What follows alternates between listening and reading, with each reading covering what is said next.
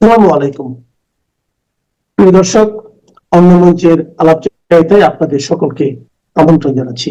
একটা প্রশ্ন করি আপনাদের, যদি ইউক্রেনে রাশিয়ার সামরিক আগ্রাসন আন্তর্জাতিক অপরাধ হয়, যদি সেটাকে সার্বভৌমত্ব লঙ্ঘন বলা হয়, আগ্রাসন বলা হয়, তাহলে ভেনেজুয়েলার রাজধানী কারাকাসে সরাসরি হামলা চালিয়ে একটি দেশের নির্বাচিত প্রেসিডেন্টকে পরিবার সহ তুলে নিয়ে যাওয়াকে কি বলবেন আপনারা? এটা কি আগ্রাসন নয়?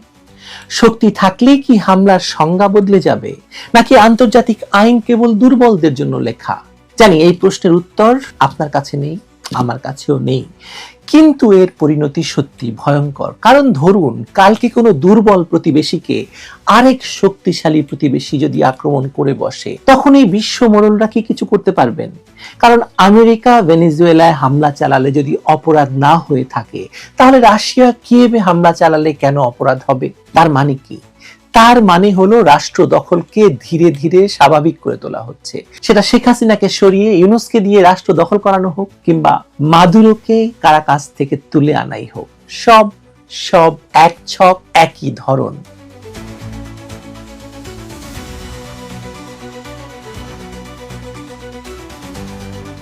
ভেনেজুয়েলার ঘটনাকে যদি একক হিসাবে দেখেন, তাহলে অনেকে বলবে এটি একটি ব্যতিক্রম, কিন্তু বাংলাদেশকে এর পাশে বসালেই আপনি ছবিটা পরিষ্কার দেখতে পাবেন। 2024 সালের আগস্টে শেখ হাসিনাকে উৎখাত কোনো আকস্মিক গণ অভ্যুত্থান ছিল না, বিপ্লব তো ছিলই না, সেটা অনেকবার বলেছি।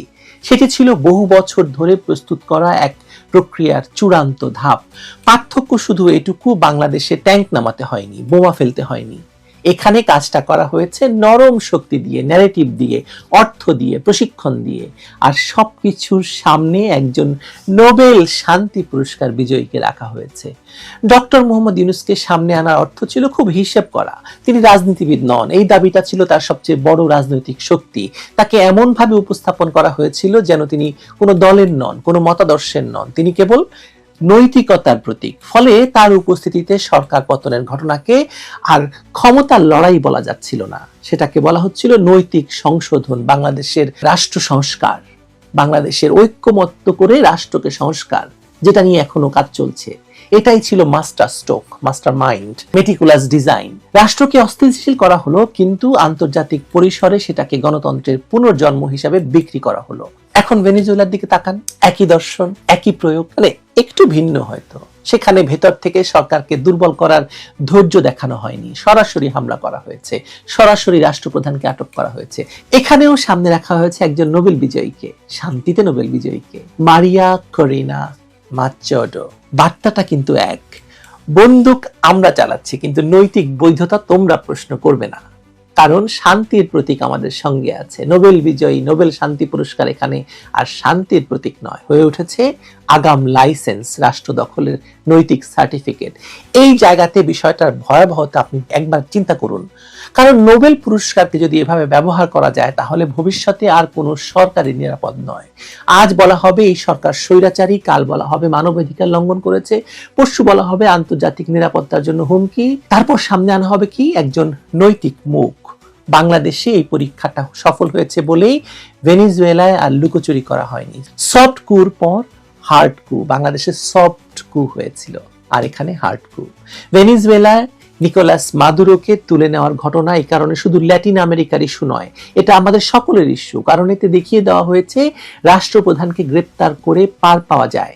জাতিসংঘ, ইউরোপীয় ইউনিয়ন, ন্যাটো সবাই কিছু নৈতিক বাক্য ছুড়ে দেবে হয়তো, কিন্তু কেউ কার্যকর প্রতিরোধ করবে না। শক্তির সামনে আইন এখানে কাগজের মতো। অথচ দেখুন, মনে করুন সাদ্দাম সোনার কুয়েতকে দখল করলো মাঝরাত্রে, বাংলাদেশে গানও তৈরি হয়েছিল এটা নিয়ে, এবং সাদ্দামের পরিণতি আমরা জানি। বাংলাদেশের অভিজ্ঞতা এখানে গুরুত্বপূর্ণ। সরকার পতনের পর বলা হয়েছিল এটাই শেষ, এবার স্থিতিশীলতা আসবে। বাস্তবে কি হয়েছে? দীর্ঘ রাজনৈতিক অনিশ্চয়তা, প্রশাসনিক দুর্বলতা আর বিদেশি প্রভাবের বিস্তার। সিদ্ধান্তগুলো আর পুরোপুরি ঢাকায় হচ্ছে না, ওয়াশিংটন, ব্রাসেলস, অন্য কোথাও আমরা শুনতে পাই না। করাচি, লাহোর, রাওয়ালপিন্ডি, ইসলামাবাদ, কোথায় নয়। এই পরিণতিটাই ভেনেজুয়েলার জন্য অপেক্ষা করেছে। পার্থক্য শুধু সেখানে এই প্রক্রিয়া আরো নগ্ন, আরো সহিংস। এই ছকের আরেকটি দিক আছে যেটা নিয়ে কম কথা হয়। জনপ্রিয় কিন্তু মার্কিন বিরোধী সরকারগুলোকেই কেন বারবার টার্গেট করা হয়? কারণ জনপ্রিয়তা থাকলে সেগুলো ভেতর থেকে সহজে ভাঙে না, আর বাইরে থেকে নৈতিক চাপ তৈরি করতে হয়। মানে তখন মানবাধিকার, গণতন্ত্র, শান্তি এই শব্দগুলো তখন খুব অস্ত্র হয়ে ওঠে। বাংলাদেশের তরুণদের টার্গেট করা হয়েছে, সাংস্কৃতিক ভাষা ব্যবহার করা হয়েছে, সামাজিক মাধ্যমকে যুদ্ধক্ষেত্র বানানো হয়েছে। ভেনেজুয়েলায় সেই সময় ছিল না, তারা সরাসরি সামরিক পথে হেঁটেছে। এই ধারাবাহিকতা দেখলে ইউক্রেনের অরেঞ্জ বিপ্লব, আরব বসন্ত, মিশর, লিবিয়া, তিউনিসিয়া সব এক সুতোয় গাথা মনে হয়। প্রতিবারই স্থানীয় অসন্তোষকে আন্তর্জাতিক কৌশলের সঙ্গে জুড়ে দেওয়া হয়েছে, কোথাও সফল, কোথাও ব্যর্থ, কিন্তু প্রতিবারই একটি রাষ্ট্র দুর্বল হয়েছে। বাংলাদেশ সেই তালিকার সর্বশেষ উদাহরণ ছিল ভেনেজুয়েলা। আজকে 2026 সালে যখন আপনাদের শুভ নতুন বছর বলতে যাচ্ছিলাম, তার আগেই বলতে হচ্ছে আরেকটি দেশ দখল হয়ে গেল, ভেনেজুয়েলা। সবচেয়ে উদ্বেগজনক প্রশ্নটা পৃথিবীর ভবিষ্যৎ নিয়ে। যদি এই মডেল বৈধ হয়ে যায় তাহলে পরের দেশকে, মেক্সিকো, ইরান, ইয়েমেন, যখন শক্তিধর রাষ্ট্র জানে যে সর্বোচ্চ মূল্য তাকে দিতে হবে কয়েকটা বিবৃতি আর কিছু কূটনৈতিক চাপ, তখন আগ্রাসনের খরচ কম হয়ে যাবে। এই কম খরচই আগ্রাসনকে উৎসাহিত করছে। এখানে সার্বভৌমত্ব আর কোনো ধারণা নয়, এটা এখন বাস্তব লড়াইয়ের বিষয়। বাংলাদেশ দেখেছে, ভেনেজুয়েলা আজকে দেখছে। প্রশ্ন হলো, এই ছকের বিরুদ্ধে দাঁড়ানোর মতো কোনো আন্তর্জাতিক নৈতিক শক্তি কি আদৌ আছে, নাকি আমরা শুধু নতুন নতুন নৈতিক মুখ, শান্তিতে নোবেল বিজয়ী আর পুরনো শক্তির রাজনীতির পুনরাবৃত্তি দেখতেই থাকবো? ভেনেজুয়েলায় বোমা পড়েছে, বাংলাদেশে পড়েনি, কিন্তু দুই ক্ষেত্রেই রাষ্ট্রের ভেতরের ক্ষমতার ভারসাম্য ভেঙে গেছে। এটাই মিল, এটাই ভয়াবহতা। আর এই ভয়াবহতা বুঝতে না পারলে পরের ঘটনাটা বুঝতে আমাদের আর সময় থাকবে না। ভেনেজুয়েলা আমাদের জন্য দূরের গল্প না, এটা সতর্ক বার্তা। আজ সেখানে সরাসরি হামলা, কাল অন্য কোথাও ভিন্ন পদ্ধতি। বাংলাদেশে যা হয়েছে সেটা সেই একই ছকের নরম সংস্করণ, আমি যেটাকে বলছি সফট কু। নোবেল পুরস্কার, মানবাধিকার, গণতন্ত্র এসব শব্দ এখন আর কোনো নিরীহ শব্দ নয়, এগুলো শক্তির ভাষার অংশ। দেখুন, দেখতে থাকুন শক্তি প্রয়োগ। এরপর কে? ভেনেজুয়েলার পরে নিশ্চয়ই আপনাদের সামনে সে বিষয়টিও নিয়ে আবার আসতে হবে আমাকে। এরকম খারাপ নেইবার যদি থাকে যারা ক্রমাগতভাবে হিংসা বিদ্বেষ ছড়াবে আরেক প্রতিবেশীর বিরুদ্ধে, ভারতের বিরুদ্ধে, এবং যারা টেরোরিজম উৎপাদন করবে, সন্ত্রাসবাদ ছড়াবে, সন্ত্রাসবাদের পৃষ্ঠপোষকতা করবে, তাহলে তারা আসলে গুড নেইবারলি বিহেভিয়ার আশা করতে পারে না, ভালো প্রতিবেশীর আচরণ আশা করতে পারে না। কারণ ভারতের কর্তব্য ভারতের জনগণকে রক্ষা করা। তার মানে এস জয়শঙ্করের বার্তা সুস্পষ্ট। বাংলাদেশে বিএনপি চেয়ারপারসন এবং সাবেক প্রধানমন্ত্রী বেগম খালেদা জিয়ার মৃত্যুতে ভারতের পররাষ্ট্রমন্ত্রী এস জয়শঙ্করের 4 ঘন্টার সফরে বাংলাদেশে এসে বিএনপির ভারপ্রাপ্ত চেয়ারম্যান তারেক রহমানের সঙ্গে সাক্ষাৎ করার বিষয়টি নিয়ে এখনো বাংলাদেশ এবং ভারতের সংবাদ মাধ্যমগুলোতে আলাপ চলছে। বিশেষ করে ভারতের সংবাদ মাধ্যমে ব্যাপক আলাপ হচ্ছে যে এই সফর, মানে 4 ঘন্টার সফর, তারেক রহমানের সঙ্গে সাক্ষাৎ, কিন্তু প্রধান উপদেষ্টা ডক্টর মোহাম্মদ ইউনূসের সঙ্গে কোনোভাবেই সাক্ষাৎ না করা, এগুলো কি ইঙ্গিত বহন করে? তারেক রহমানের সঙ্গে এস জয়শঙ্করের সাক্ষাৎটি, বৈঠকটি ঠিক কতক্ষণের হয়েছে সে বিষয়ে বিএনপির মিডিয়া সেলের পোস্ট বা এস জয়শঙ্করের এক্স হ্যান্ডেলের পোস্ট কিংবা ভারতের পররাষ্ট্র মন্ত্রণালয়ের কোনো পোস্টে সময়টা না জানা গেলেও এখন নানা সূত্র থেকে এমন কথা বলা হচ্ছে যে বৈঠকটি প্রায় 40 মিনিট লম্বা হয়েছিল। তো 40 মিনিটের এই বৈঠকে কি বার্তা নিয়ে এসেছিলেন এস জয়শঙ্কর? ভারত যে বেগম খালেদা জিয়ার মৃত্যুর ঘটনাটিকে, একটা মৃত্যুর এই শোকাবহ ঘটনাটিকে, ভারত বাংলাদেশ সম্পর্ক যে একটা চরম উত্তেজনাকর মুহূর্তে পৌঁছেছিল, মানে দুদেশেই হাইকমিশন অভিমুখে আন্দোলন চলছিল, বিক্ষোভকারীরা সমবেত হচ্ছিলেন। ভারতে তো রীতিমতো দিল্লিতে বাংলাদেশের হাইকমিশন সহ বিভিন্ন শহরে বাংলাদেশের কনসুলার অফিসগুলোর সামনে হিন্দুত্ববাদীরা এমন মানে বিক্ষোভ আর হামলা করছিলেন যে বাংলাদেশের রীতিমতো কনসুলার সার্ভিস অর্থাৎ ভিসা সার্ভিস বন্ধ করে দিতে হয়েছিল। ভারত সরকারও যে খালেদা জিয়ার মৃত্যুর ঘটনাটিকে এই ডিএসকেলেশনের সুযোগ হিসেবে নিয়েছে, সেটা কিন্তু কূটনৈতিক পর্যবেক্ষকদের বুঝতে একেবারে অসুবিধা হচ্ছে না। কারণ একদিকে ভারত সঙ্গে সঙ্গে সিদ্ধান্ত নিয়ে খালেদা জিয়ার জন্যে প্রধানমন্ত্রী মোদির যে শোক বার্তা, সেটা তার পুত্র বিএনপি নেতা তারেক রহমানের হাতে পৌঁছে দিতে পররাষ্ট্রমন্ত্রী এস জয়শঙ্করকে ঢাকা পাঠালেও, অন্যদিকে ভারত সরকারের প্রতিরক্ষা মন্ত্রী রাজনাথ সিং দিল্লিতে ওই বাংলাদেশ হাইকমিশনে শোক বই স্বাক্ষর করতে গেলেন, যার সামনে মানে হিন্দুত্ববাদীদের লাগাতার বিক্ষোভ আর আন্দোলন চলছিল এর কয়েকদিন আগ পর্যন্ত। কাজেই ভারত সরকারও যে বাংলাদেশের সঙ্গে একটা সুসম্পর্ক চাইছে, সম্পর্কটা একেবারে যে মানে মুখ দেখা দেখে বন্ধের পর্যায়ে চলে গেছে, সেই সম্পর্কটাকে আবার মানে দুই প্রতিবেশীর সম্পর্ককে আবার একটা উষ্ণ সম্পর্কে, একটা কার্যকরী সম্পর্কে পরিণত করতে চাইছে। এই ইঙ্গিতটা বুঝতে কোনো কূটনৈতিক পর্যবেক্ষকের কিংবা রাজনৈতিক পর্যবেক্ষকের একেবারে অসুবিধা হয় নাই। আরেকটা যে ইঙ্গিত বুঝতে এস জয়শঙ্কর যেভাবে তার সফরটা সাজালেন কিংবা এক্স হ্যান্ডেলে যে বার্তা দিলেন, তা থেকে বুঝতে অসুবিধা হয় নাই, সেটা হচ্ছে ভারত সরকার, মোদি সরকার সেই সম্পর্ক উন্নয়ন, সেই কার্যকরী সম্পর্ক স্থাপন একেবারেই ইউনূস সরকারের সঙ্গে করতে আগ্রহী নয়। এই সরকারের সঙ্গে যে সম্পর্ক করা যায় নাই, এই সরকারের সঙ্গে সম্পর্কটা যে ভেস্তে গেছে, এবং এই নির্বাচনের আগে এই সম্পর্ককে আর কার্যকরী করার চেষ্টা করে কিংবা কোনো রকম আলোচনার চ্যানেল খুলে যে কোনো লাভ নাই, সেটা কিন্তু এই সফরের মাধ্যমে স্পষ্ট করেছে ভারতের পররাষ্ট্রমন্ত্রী এস জয়শঙ্করও। কারণ দেখেন, উনি যখন এক্স হ্যান্ডেলে এই সফর সম্পর্কে মানে কেন এসেছেন ঢাকায় সে সম্পর্কে লিখলেন, সেখানেও তিনি লিখলেন তিনি এসেছিলেন তারেক রহমানের হাতে শোক, ভারতের জনগণের, ভারতের প্রধানমন্ত্রীর শোক বার্তা পৌঁছে দিতে, এবং তিনি সেখানে আশা প্রকাশ করেন যে ভারত মনে করে খালেদা জিয়া যে আদর্শ, যে নীতির ওপর ভর করে ভারত বাংলাদেশ সম্পর্ক উন্নয়নে ভূমিকা রেখেছেন, সেটাকে মাথায় রেখে সেটাকে গাইডিং প্রিন্সিপাল হিসেবে ধরে সেটাকেই আদর্শ বিবেচনা করে আগামীতেও বাংলাদেশ এবং ভারতের সম্পর্ক উন্নয়নের পথ খুলে যাবে। ভারতের প্রতিরক্ষা মন্ত্রী রাজনাথ সিং গেলেন যে বাংলাদেশের হাইকমিশনে শোক বইয়ে স্বাক্ষর করতে, সেখানেও তিনি সেই একই কথা লিখে এলেন যে বাংলাদেশ ভারতের সম্পর্ক উন্নয়নে সাবেক প্রধানমন্ত্রী খালেদা জিয়ার যে অবদান তা চিরস্মরণীয় হয়ে থাকবে, এবং তিনি বললেন তারা আশা করেন একটা ডেমোক্রেটিক ট্রানজিশনের পর, গণতান্ত্রিক উত্তরণের পর নির্বাচনের মাধ্যমে বাংলাদেশে যে সরকার প্রতিষ্ঠিত হতে যাচ্ছে, সে সরকার খালেদা জিয়ার সেই আদর্শ মাথায় রেখে ভারত বাংলাদেশ সম্পর্ক উন্নয়নে কাজ করবে।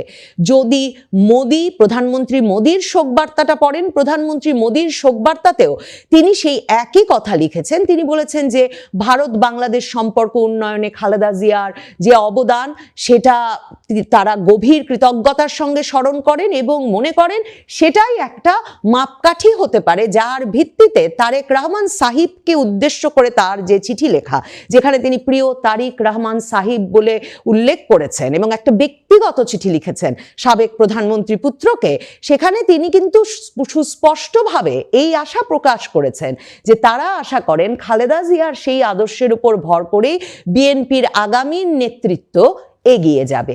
তার মানে পরিষ্কার ভারতের বার্তা, ভারত একটা গণতান্ত্রিক উত্তরণের মাধ্যমে যে সরকার গঠিত হবে, ভারত প্রত্যাশা করছে, ভারত চাইছে, সেটা বিএনপি, এবং সেটা এক রকমের হয়তো ভারত যৌক্তিক বলে মনে করছে, কারণ আওয়ামী লীগ বিহীন বাংলাদেশে বিএনপি সবচেয়ে বড় দল যেহেতু, কাজেই বিএনপিকে যৌক্তিকভাবে আগামী নির্বাচনের বিজয়ী দল ধরে নিয়ে ভারত এই প্রত্যাশা করছে যে তারেক রহমানের নেতৃত্বে খালেদা জিয়ার আমলে যেমন ভারত বাংলাদেশের একটা কার্যকরী সম্পর্ক ছিল, এবং ভারতের পত্রপত্রিকাগুলো পরিষ্কার লিখছেন যে শেখ হাসিনা আর খালেদা জিয়ার রাজনীতির প্রধান পার্থক্যটাই হচ্ছে একজনকে ভারতের মিত্র, আরেকজনকে ভারত বিরোধী রাজনীতিক হিসেবে বাংলাদেশে চিহ্নিত করা হয়।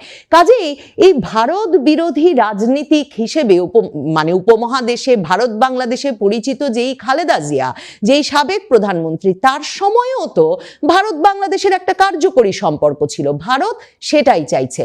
এস জয়শঙ্কর এই সফরের দুদিন বাদে যখন একটা শিক্ষা প্রতিষ্ঠানে, ভারতের উচ্চ শিক্ষা প্রতিষ্ঠান আইআইটি মাদ্রাসে ছাত্রদের সঙ্গে মত বিনিময়ে গেলেন, তখন সেখানে এক শিক্ষার্থী তাকে প্রশ্ন করলো যে এই যে মাত্র আপনি বাংলাদেশে ঘুরে এলেন, বাংলাদেশের সঙ্গে সম্পর্কটার এখন যে অবস্থা, কি বার্তা নিয়ে ওখানে আপনি গিয়েছিলেন? মানে কৌতূহলটা ভীষণভাবে দানা বেঁধে উঠেছে, কারণ সম্পর্কটা যখন মুখ দেখাদেখি বন্ধের, তখন সাবেক এক প্রধানমন্ত্রীর জন্য শোক জানাতে যে ভারত উদ্যোগী হয়ে উঠল, ভারতের যে সুনির্দিষ্ট বার্তা আছে সেটা বুঝতে কিন্তু ভারত বাংলাদেশে কারো অসুবিধা হচ্ছে না। সেই শিক্ষার্থীর প্রশ্নের জবাবে এস জয়শঙ্কর পরিষ্কারভাবে বললেন যে কূটনীতিটা আসলে নির্ভর করে কমন সেন্স, মানে সাধারণ বিচার বুদ্ধি, আর পলিশড বিহেভিয়ার, ভালো ব্যবহারের যে মান সেটার ওপরে। এবং তিনি বললেন যে মানে যে কোনো প্রতিবেশীর সঙ্গেই, মানে ব্যক্তিগত পর্যায়েও প্রতিবেশীদের সঙ্গে যেমন তাদের সুখে দুঃখে পাশে দাঁড়ানো, একসঙ্গে থাকা, সেটা যেমন একটা ভালো প্রতিবেশীর পরিচায়ক, তেমনি খারাপ প্রতিবেশী থাকলে আসলে কিছু করার থাকে না। যেমন তিনি বললেন আমাদের ক্ষেত্রে, মানে ভারতের ক্ষেত্রে নাকি এস জয়শঙ্কর বলছেন, স্পষ্টত বললেন, যেমন আমাদের গুড নেইবার যেমন আছে, খারাপ নেইবারসও আছে। উনি সেখানে কিন্তু আমি সুস্পষ্টভাবে লক্ষ্য করলাম তিনি সেখানে আমাদের খারাপ প্রতিবেশীরাও আছে বললেন, এবং তারপর বললেন যেমন ধরুন যদি ভারতের যদি আমরা পশ্চিমের দিকে তাকাই, মানে যদি ভারতবাসী পশ্চিমের দিকে তাকায়, তাহলে সেই খারাপ নেইবারের উদাহরণ দেখতে পাবে। মানে উনি সুস্পষ্টভাবেই পাকিস্তানের কথা উল্লেখ করলেন, এবং উল্লেখ করে তিনি বললেন যে এরকম খারাপ নেইবার যদি থাকে যারা ক্রমাগতভাবে হিংসা বিদ্বেষ ছড়াবে আরেক প্রতিবেশীর বিরুদ্ধে, ভারতের বিরুদ্ধে, এবং যারা টেরোরিজম উৎপাদন করবে, সন্ত্রাসবাদ ছড়াবে, সন্ত্রাসবাদের পৃষ্ঠপোষকতা করবে, তাহলে তারা আসলে গুড নেইবারলি বিহেভিয়ার আশা করতে পারে না, ভালো প্রতিবেশীর আচরণ আশা করতে পারে না। কারণ ভারতের কর্তব্য ভারতের জনগণকে রক্ষা করা। তার মানে এস জয়শঙ্করের বার্তা সুস্পষ্ট, ভারত ভালো প্রতিবেশী চায়, ভারত ভালো প্রতিবেশীর সম্পর্ক বজায় রাখতে চায় কমন সেন্স এবং ভালো আচরণের ভিত্তিতে। কিন্তু খারাপ আচরণ যদি প্রতিবেশী করে, তারা যদি ভারতের বিরুদ্ধে সন্ত্রাসবাদের চাষ ঘটায়, হিংসা বিদ্বেষের চাষ ঘটায়, তাহলে ভারত তার জনগণকে রক্ষা করবে। এবং সেখানেই শেষ করলেন না এস জয়শঙ্কর, তিনি বললেন যে খারাপ আচরণ করা হবে, সন্ত্রাসবাদ করা হবে ভারতের বিরুদ্ধে, আর ভারতের কাছ থেকে পানি চাওয়া হবে। ইন্ডাস ওয়াটার ট্রিটি, সিন্ধু নদের যে পানি বন্টন চুক্তি বন্ধ করেছে ভারত পেহেলগাম হামলার পরে এপ্রিল থেকে, সেটার কথা উল্লেখ করে সেটা চলবে না, সন্ত্রাসবাদের বিনিময়ে পানি পাওয়া যাবে না। তার মানে ভারত নানা রকম অস্ত্র যে, মানে নানা রকম কৌশল প্রয়োগ করে খারাপ নেইবারদেরকে যে সে শিক্ষা দেবে মোদী সরকার, ভারত সরকার, সেটা কিন্তু ভারতের পররাষ্ট্রমন্ত্রী পরিষ্কার করে বললেন। বাংলাদেশের গঙ্গা যে পানি বন্টন চুক্তি, সেই পানি বন্টন চুক্তির মেয়াদ কিন্তু এবছর শেষ হচ্ছে। এই আলোচনাটা কিন্তু থেমে থাকেনি। গঙ্গা পানি বন্টন চুক্তির আলোচনা এই বছরেও 2 তারিখ থেকে আবারও 2 দেশের কর্মকর্তারা পানি মাপা শুরু করেছেন পরবর্তী পদক্ষেপের জন্য। সেটাও টাইমস অফ ইন্ডিয়া খবর করেছে, কারণ এগুলো খুব গুরুত্বপূর্ণ ইঙ্গিত যে ভারত সরকার এখনো বাংলাদেশের ক্ষেত্রে পানি বন্টন চুক্তি বন্ধ করে দেওয়ার মতো বা এ নিয়ে আলাপ বন্ধ করে দেওয়ার মতো কোনো ভূমিকায় যেতে চাইছে না। কিন্তু পরিস্থিতিটা এমন যে বাংলাদেশে ভারতের যে কর্মকর্তারা এসেছেন বাংলাদেশ অংশের পানি মাপতে, আবার বাংলাদেশ অংশের কর্মকর্তারা ভারতে গেছেন ভারত অংশের পানি মাপতে, বাংলাদেশের পানি উন্নয়ন বোর্ডকে কিন্তু বলতে হয়েছে যে বিশেষ নিরাপত্তার ব্যবস্থা করতে হয়েছে বাংলাদেশে এই ভারতীয় কর্মকর্তাদের জন্য বর্তমান পরিস্থিতির কথা মাথায় রেখে। দুদেশের সম্পর্কটা তেমনই বৈরী হয়ে উঠেছে এবং ভারত সরকার নানা ইঙ্গিতে সেই বৈরী পরিস্থিতিতে তারা একদিকে যেমন ইউনূস সরকারের সঙ্গে কোনো আলাপ আলোচনায় যাবে না সেটা নিশ্চিত এবং স্পষ্ট করতে চাইছে, যে কারণে নিরাপত্তা উপদেষ্টা খলিলুর রহমান কিংবা আইন উপদেষ্টা আসিফ নজরুলও যে এসে দেখা করে গেছেন জয়শঙ্করের সঙ্গে, জয়শঙ্কর কিন্তু তার এক্স স্যান্ডেলে কিংবা ভারতের পররাষ্ট্র মন্ত্রণালয় কিন্তু সেটাকে তাদের কোনো আনুষ্ঠানিক বৈঠক হিসেবে উল্লেখ করে কোনো বিবৃতি দেয় নাই। বাংলাদেশের পররাষ্ট্র উপদেষ্টার সঙ্গেও তার একটা সৌজন্য সাক্ষাৎ, সংক্ষিপ্ত সৌজন্য সাক্ষাৎ হয়েছে, কিন্তু সেটারও তারা কোনো উল্লেখ করে নাই। ভারত পুরো সফরটিকে তারেক রহমানের সঙ্গে সাক্ষাতের সফর হিসাবে দেখাতে চেয়েছে। ভারত পুরো সফরটিকে এই বার্তা, ওই 40 মিনিটের বৈঠকে তারেক রহমানের সঙ্গে তার আর কি আলাপ হয়েছে তা পরিষ্কার না হলেও, এই যে একটা ডেমোক্রেটিক ট্রানজিশনের পর বাংলাদেশে যে নতুন সরকার আসবে, সে নতুন সরকারের সঙ্গে বাংলাদেশ আর ভারতের মধ্যকার ওই গুড নেইবারলিনেস, ভালো প্রতিবেশী সুলভ সম্পর্কটা আবারও চালু হবে, সেই আশাবাদের কথা কিন্তু এস জয়শঙ্কর শিক্ষার্থীদের সঙ্গে মত বিনিময়ে আইআইটি মাদ্রাসেও উল্লেখ করেছেন যে তার ওই সফরের সবচেয়ে বড় বার্তা এবং আশাবাদ ছিল সেটা। কাজেই ভারত এই ইঙ্গিতগুলো দিতে চাইছে। ভারতের ইঙ্গিত সম্ভবত এতেও স্পষ্ট হয়েছে যে বৈরী সম্পর্কটা নিয়েও যে কোনো রকম রাগঢাক রাখতে চাইছে না, সেটা বোঝাতেই সম্ভবত আইপিএল থেকে মুস্তাফিজকে বাদ পড়তে হলো কলকাতা নাইট রাইডার্স দল থেকে। সরাসরি ঊর্ধ্বতন মহলের চাপে, শীর্ষ কর্মকর্তাদের চাপে, ভারতের ক্রিকেট নিয়ন্ত্রক সংস্থা বিসিসিআই এর নির্দেশনায় এই কাজটি করতে হয়েছে শাহরুখ খানের দল কলকাতা নাইট রাইডার্সকে। কাজেই নিশ্চিতভাবে এটাও ভারত সরকারেরই সিদ্ধান্ত ছিল যে বাংলাদেশের একজন শীর্ষস্থানীয় ক্রিকেটার তিনি ভারতের এই জনপ্রিয়তম লিগটিতে খেলতে পারবেন না। কাজেই সম্পর্ক উন্নয়ন ভারত চাইছে, সেটা চাইছে আগামী নির্বাচনের পর নির্বাচিত সরকারের সঙ্গে। আর ভারত সম্ভবত প্রত্যাশা করছে সেই সরকারের প্রধান হবেন তারেক রহমান। কাজেই সেই আলাপই সম্ভবত দুই নেতা করেছেন ঢাকায় ওই বৈঠকে।